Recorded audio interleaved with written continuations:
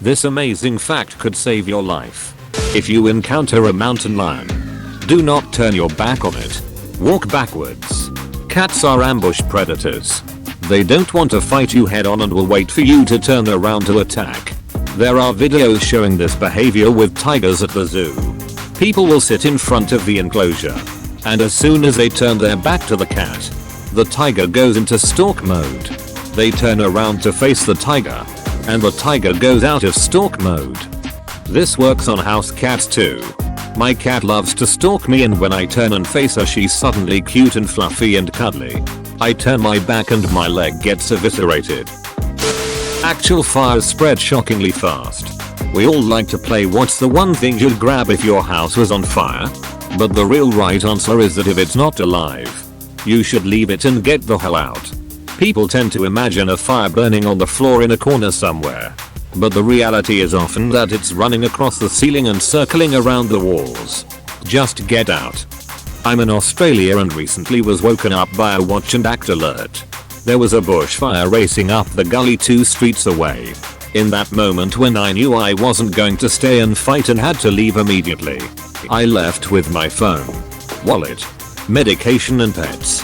No trinket or photo album mattered. The necessities could be replaced.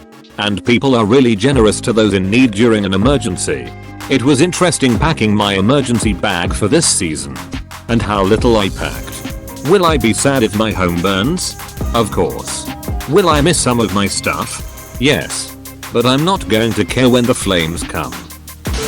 If you've gone 2.5 or more days without water, and you have to choose between drinking water without any way to sanitize it or not drinking water, drink the water. If you don't, you'll definitely die soon. Most of the diseases you can get from bad water take a couple days to set in, which gives you more time to find help. But not salt water, right? If you ever find yourself caught in a riptide, swim parallel to the shoreline until you get out of the riptide. Swimming directly back to the shore while caught in one won't get you anywhere and it'll only exhaust you, making it extremely dangerous to do so. You can do the Heimlich maneuver on yourself. Seriously. Think about how often you eat or snack when you're by yourself, even if someone is in another room.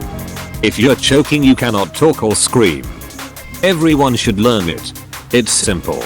Just make a fist and shove it up and into someone's ribcage. My fiancée was choking on some cake in bed and I was able to dislodge it that way. Shit ducking happens. Be prepared. If a friend of yours has fallen through ice into a frozen body of water and you would like to save them, lie down on the ice and crawl out to them. Do not walk out to them standing up. This maximizes your surface area and lessens the likelihood that you will fall through the ice as well, getting you both ducked. 2. Side note. If you are the one to fall through the ice, the first thing to do is to calm down and fight the effects of shock by taking deep breaths. You will do no good spazzing out and hyperventilating. After calming down, the next step is to army crawl on the ice. Do not try to lift yourself up on the nearest ice because this will make that ice also fail. Once army crawling on the ice, bring your legs parallel to the surface of the water and kick hard and fast, pushing yourself onto the ice. Similar to the above comment. This is to minimize stress on the ice by maximizing surface area. Close your bedroom door at night. The amount of damage done to a room with a closed door by fire is significantly less than one with an open door. You may have a chance to escape. Edit. Here is a video showing the difference.